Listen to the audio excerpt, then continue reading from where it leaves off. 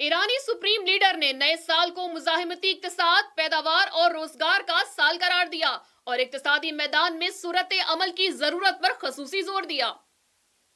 ایرانی supreme leader سید علی خامنہئی نے نئے ایرانی سال اور عید نوروز کے موقع پر حرم امام علی رضا میں عوام سے خطاب کیا۔ انہوں نے ایران کے شہداء اور غازیوں کے خاندانوں کو مبارکباد پیش کی اور نئے سال کو مزاحمتی اقتصاد، پیداوار اور روزگار کا سال قرار دیا۔ سید علی خامنہئی نے عوام کے حوصلوں کو داد دیتے ہوئے کہا کہ پچھلا سال اقتصادی حوالے سے کافی کٹھن رہا، لیکن ایرانی عوام نے اسے نہایت صبر اور حوصلے سے گزارا اور اس کامیابی کی وجہ عوام کا انقلاب اور اسلامی نظام کا پابند رہنا ہے۔ ایرانی سپریم لیڈر سید علی خامنہئی نے ایرانی قوم کے بہمن کے جلوسوں اور ماہ محرم و سفر کے اجتماعات پر خصوصی اجتماع کو بھی سراہا۔ انہوں نے ملک میں اقتصادی مسائل کو سر فہرست قرار دیتے ہوئے کہا کہ اقتصادی میدان میں صورت عمل کی ضرورت ہے، کیونکہ دشمن ایران کو اقتصادیات میں کمزور کر کے عوام اور حکومت کے درمیان فاصلہ پیدا کرنا چاہتا ہے، لیکن وہ اب تک ناکام رہا ہے اور آئندہ بھی ان کو ہرگز کامیابی حاصل نہیں ہوگی۔ عید نوروز کے موقع پر ایرانی سپریم لیڈر سید علی خامنہئی نے اپنے خطاب کے اختتام پر عراق، شام، لبنان، یمن، بحرین، فلسطین اور دیگر تمام اسلامی ریاستوں کے ساتھ اظہار یکجہتی کیا